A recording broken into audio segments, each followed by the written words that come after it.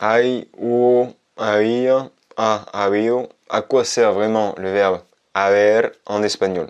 ¿Lo sabes, amigo? Aujourd'hui, on va donc voir à quoi sert vraiment ce fameux verbe et on va voir comment ne pas confondre hay, hubo, había et quand est-ce qu'on les utilise vraiment. On va faire la vidéo en 3 parties. El video va estar dividido en 3 partes. On va avoir tout d'abord l'utilisation du verbe haber en espagnol, donc une première partie plus générale. En 2, on va voir haber au passé, donc había, hubo, ha habido, et quand est-ce qu'on utilise l'un ou l'autre. Et pour finir, on va voir había ou habían. Est-ce qu'on le met au pluriel? Est-ce qu'on le met au singulier? Ce sera l'objet de notre 3e partie. Et tout de suite, on va commencer avec la partie numéro 1. Juste avant de commencer, je voulais juste te dire que cette vidéo, c'est une des choses qu'on aborde notamment dans le programme El Conjugador Pasado, qui est un programme pour maîtriser parfaitement tous les temps du passé en 8 semaines. Donc, on parle notamment de había, hubo, ha habido, mais on parle aussi de plein de choses différentes. Je t'en dirai un petit peu plus parce que ça peut peut-être t'intéresser à la fin de cette vidéo. Te contaré más sobre este programa al final del video. Bueno, vamos a empezar con la primera parte del video,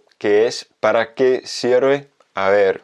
¿Para qué sirve? À quoi sert ce verbe haber, qui est d'ailleurs accessoirement un auxiliaire? En fait, c'est très simple. Haber, quand on dit hay, par exemple, au présent, le plus classique, hay, c'est pour dire il y a. Il se met donc très souvent en début de phrase et ça va donner hay un perro en el parque.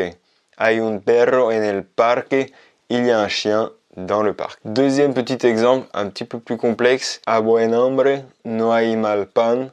A buen hombre no hay mal pan. Il n'y a pas de mauvais pain pour un homme affamé.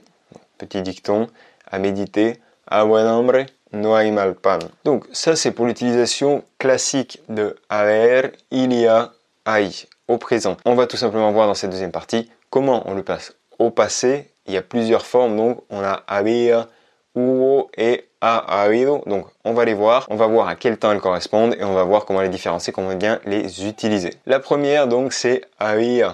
Había, ça veut dire il y avait. Par exemple, había un perro en el parque. Había un perro en el parque. Il y avait un chien dans le parc. Donc on a l'imparfait, haber, había, mais on a aussi la version passé composé qui va être ha habido. Ha habido un perro en el parque. Ha habido un perro en el parque. Il y a eu un chien dans le parc. Ha habido un problema. Ha habido un problema. Il y a eu un problème, par exemple. Ha habido un problema. Et au passé simple, tu l'as peut-être deviné, ça va donner hubo. Haber, hubo un problema. Il y eut un problème. Il y eut un problème. Hubo un problema. Et là, tu vas me dire, mais alors, quelle est la différence et quand est-ce qu'on utilise l'un ou l'autre? ¿Cuál es la diferencia entre esos tres tiempos? C'est très simple, on va retrouver les différences classiques qu'il y a entre ces 3 temps au passé. Donc premièrement, pour l'imparfait. L'imparfait, on va l'utiliser quand on parle d'habitude, d'une fréquence, quelque chose qui se passe fréquemment au passé. Par exemple, antes siempre había perros en el parque del retiro. Antes siempre había perros en el parque del retiro. Avant, il y avait toujours des chiens dans le parc du Retiro, parc de Madrid, hein. Très sympa. Donc, ici, on peut voir qu'on dit avant, il y avait toujours des chiens. C'est pour dire que c'était quelque chose de fréquent. Et cet imparfait pourrait aussi aider à décrire quelque chose. Par exemple, une scène lorsqu'un événement s'est produit dans un récit.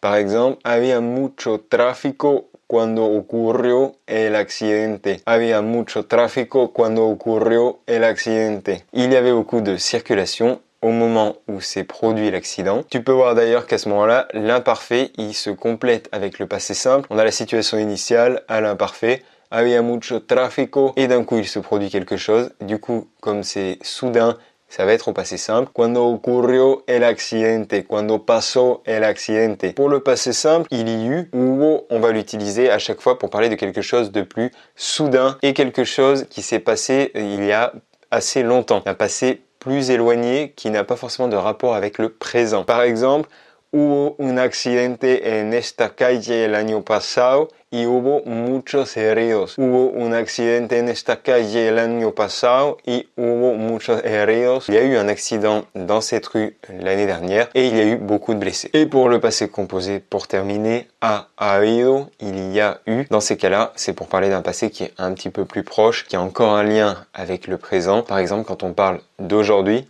hoy ou cette semaine, esta semana. Petit exemple bien sûr. Ha habido muchos participantes en el evento de hoy. Ha habido muchos participantes en el evento de hoy. Il y a eu beaucoup de participants à l'événement d'aujourd'hui. Et un autre exemple. No ha habido problemas hasta ahora.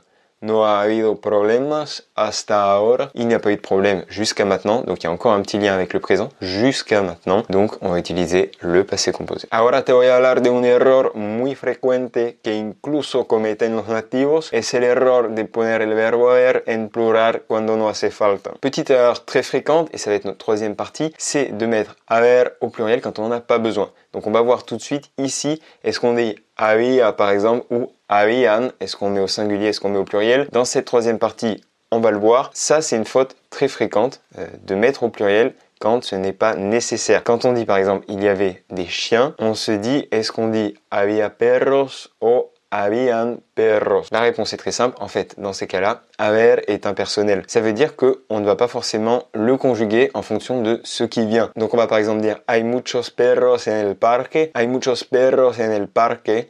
Il y a beaucoup de chiens dans le parc. Et à l'imparfait, ça va donner había muchos perros en el parque. Había muchos perros en el parque. Il y avait beaucoup de chiens dans le parc. À chaque fois, singulier, singulier, ça pourrait être pareil si on disait hubo muchos perros, hubo muchos perros, on dit pas hubieron.